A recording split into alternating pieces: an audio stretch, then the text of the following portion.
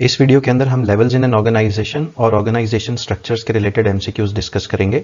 ये वीडियो का पार्ट 2 है। Let's start. Strategic information is needed for dash. Strategic information किसके लिए ज़रूरत पड़ती है? तो आप देखिए आपके सामने ये 4 ऑप्शंस हैं। Strategic information is needed for long range planning. Strategic level यानी कि टॉप लेवल पर लॉन्ग रेंज प्लानिंग की जाती है, तो वहां पर स्ट्रेटेजिक इन्फॉर्मेशन इस्तेमाल की जाती है।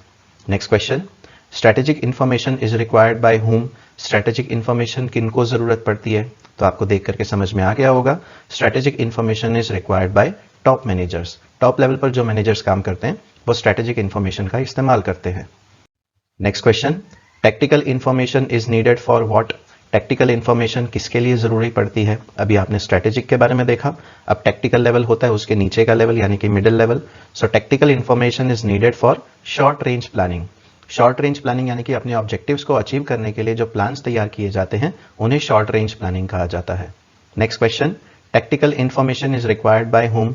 टैक्टिकल इन्फॉर्मेशन किनको जरूरत पड़ती है? अभी आपने स्ट्रेटेजिक इन्फॉर्मेशन के बारे में देखा था, तो tactical information is required bye middle level managers. Middle level पर जो मैनेजर्स काम करते हैं वो टैक्टिकल इन्फॉर्मेशन का इस्तेमाल करते हैं। टैक्ट का मतलब होता है काम करने का तरीका। So tactical information middle level managers इस्तेमाल करते हैं। Next question, operational information is needed for what. Operational information किसके लिए जरूरत पड़ती है? अब आपको समझ में आ गया होगा। Operational information day to day operations करने के लिए काम लगती है। डे टू डे जितने भी ऑपरेशंस होते हैं, जैसे कि मशीन्स चलाना, सामान को लोड करना, अनलोड करना, ये सभी बेसिक काम लोअर लेवल यानी कि ऑपरेशनल लेवल पर किए जाते हैं, तो वहां पर ऑपरेशनल इन्फॉर्मेशन की जरूरत पड़ती है। Next question, operational information is required by whom. Operational information कौन इस्तेमाल करता है? So operational information is required by line managers. Next question, statutory information is needed to dash. Statutory information किसके लिए जरूरत पड़ती है? तो स्टैट्यूटरी इन्फॉर्मेशन गवर्नमेंट रिक्वायरमेंट्स को मीट करने के लिए जरूरत पड़ती है। गवर्नमेंट के रूल्स और रेगुलेशंस के अनुसार ऑर्गेनाइजेशन को चलना पड़ता है, इसलिए उनको स्टैट्यूटरी इन्फॉर्मेशन की जरूरत पड़ती है। Please remember this point. Next question, in a motor car manufacturing company the following type of information is strategic. किसी भी मोटर कार मैन्युफैक्चरिंग कंपनी में कौन सी इन्फॉर्मेशन स्ट्रेटेजिक है?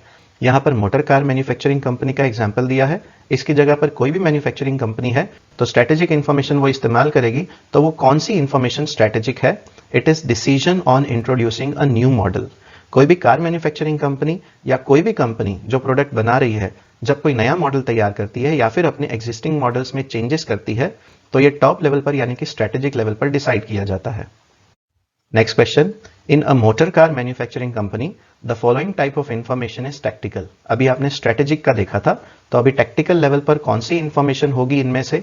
वेरी इंपॉर्टेंट, टैक्टिकल इंफॉर्मेशन होगी असेसिंग द कॉम्पिटिटर्स कार।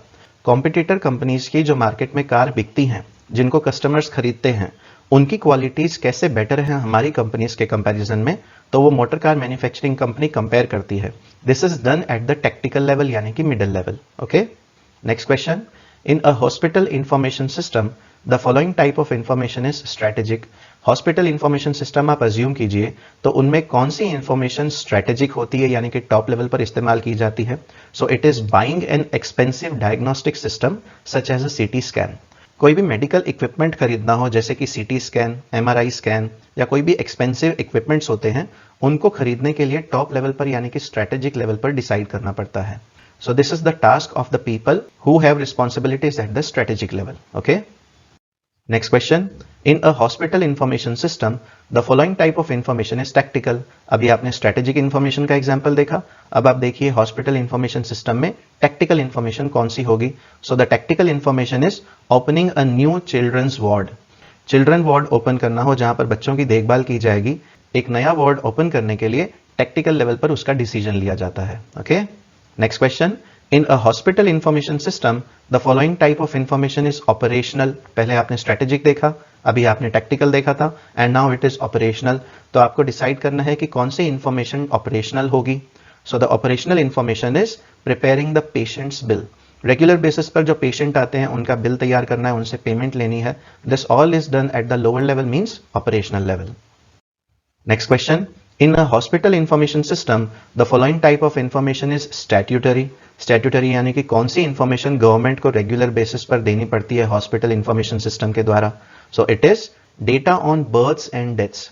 कितने birth हुए, कितने death हुए, उसी से ही गवर्नमेंट टोटल पॉपुलेशन कैलकुलेट कर सकती है. So this data is very important for the government organisations. Statutory information is the data on births and deaths in the hospital. Next question. Organizations are divided into departments or hierarchical structures because organizations को departments या hierarchical structures में क्यों divide किया जाता है? Very easy, very simple. Because each department or level can be assigned a specific functional responsibility.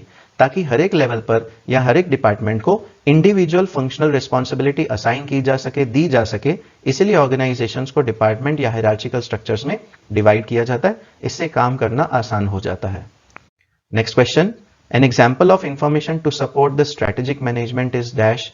Strategic management को help करने के लिए जो इंफॉर्मेशन का एग्जाम्पल है, इसमें से आपको एक सिलेक्ट करना है. Very easy. It is business intelligence system.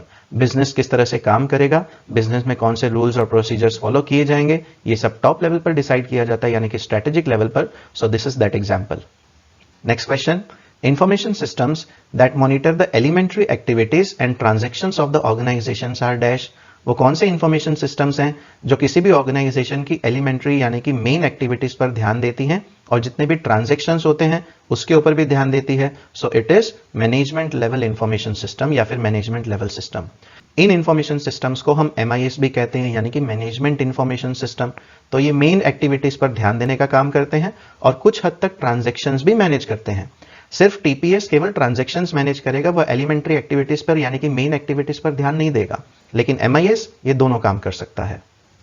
Next question. In dash organisation authority is delegated down the hierarchy. कौन से ऑर्गेनाइजेशन स्ट्रक्चर में ऑथोरिटी टॉप लेवल से नीचे की तरफ फॉलो की जाती है? So it is classical organisational structure. याद रखिए, आपके 5 ऑर्गेनाइजेशनल स्ट्रक्चर आपको बताए गए हैं, लेकिन ये 6th ऑर्गेनाइजेशनल स्ट्रक्चर है जिसे हम कहते हैं क्लासिकल ऑर्गेनाइजेशनल स्ट्रक्चर, जिसमें अथॉरिटी ऊपर से नीचे तक हायरार्की में फ्लो होती है. Next question. Strategic stretch involves. Strategic stretch किन चीजों से बना हुआ है, इसका मीनिंग क्या है? Very important. Strategic stretch involves creating new opportunities by stretching and exploiting capabilities in new ways. Organisation के अंदर कैपेबिलिटीज होती हैं, उनको सही तरीके से एक्सप्लॉइट करना होता है, उनके बारे में जानना होता है, तभी ऑर्गेनाइजेशन अपने गोल्स अचीव कर सकेंगी. तो नई अपॉर्चुनिटीज को आइडेंटिफाई करना, इसी को ही स्ट्रेटेजिक स्ट्रेच कहा जाता है, क्योंकि ये स्ट्रेटेजिक लेवल पर किया जाता है. Next question. An example of information to support operational management is dash. Operational management को सपोर्ट करने के लिए जिस इंफॉर्मेशन का इस्तेमाल किया जाता है, उस इंफॉर्मेशन का एग्जाम्पल कौन सा है? It is electronic document management system. Strategic level पर क्या था? It was business intelligence system. And now operational level पर क्या है? It is electronic document management system. जितने भी डॉक्यूमेंट्स इलेक्ट्रॉनिकली ट्रांसमिट किए जाते हैं, जिसे हम कहते हैं इलेक्ट्रॉनिक डेटा इंटरचेंज यानी कि EDI, उन सभी चीजों को ऑपरेशनल मैनेजमेंट या फिर ऑपरेशनल लेवल पर किया जाता है. Next question. Deciding where to locate new production facilities is an example of manufacturing and production information system operating at the dash level. कभी भी नई प्रोडक्शन फैसिलिटी ओपन करनी हो जिसमें यह डिसाइड किया जाता है कि प्रोडक्ट कहां पर मैन्युफैक्चर किया जाएगा यानी कि प्रोड्यूस किया जाएगा, तो ये कौन से लेवल पर किया जाता है? आपको देख करके समझ में आ गया होगा. This is done at the strategic level. Top level की ये रिस्पॉन्सिबिलिटी होती है कि नई ब्रांच कहां पर ओपन होगी, नया प्लांट कहां पर लगाया जाएगा. So it is done at the strategic level. Next question. Project management ensures that dash. Project management किस चीज का ध्यान रखता है? Project management ensures that system is developed at minimum cost. System को डेवलप करने में बहुत ज्यादा खर्चा नहीं आना चाहिए. सिस्टम मिनिमम यानी कि एडिक्वेट कॉस्ट में डेवलप हो जाए ताकि वो बहुत ज्यादा एक्सपेंसिव ना हो. Next question. The person who ensures that systems are developed on time, within budget and with acceptable quality is the dash. किसकी ये रिस्पॉन्सिबिलिटी होती है जो ये ध्यान रखता है कि सिस्टम समय पर डेवलप हो जाए, बजट के हिसाब से तैयार हो जाए, यानी कि जितना ऑर्गेनाइजेशन का बजट है उतना ही स्पेंड करे, और उसकी क्वालिटी भी अच्छी हो. तो ऊपर वाले क्वेश्चन से ही रिलेटेड है. तो ये किसकी रिस्पॉन्सिबिलिटी होती है? Very important. This is the responsibility of project manager. Project manager इन सभी चीजों के ऊपर ध्यान रख के सिस्टम को डिजाइन करता है, जिसके लिए आपका एक टॉपिक है converting manual information systems to computer based information systems. तो यहां पर हमारे ये levels in an organisation and organisational structures के रिलेटेड MCQs जो कि पार्ट 2 के वीडियोस के थे, ये यहां पर कंप्लीट होते हैं. नेक्स्ट वीडियो में हम बाकी के MCQs देखेंगे. Thank you so much.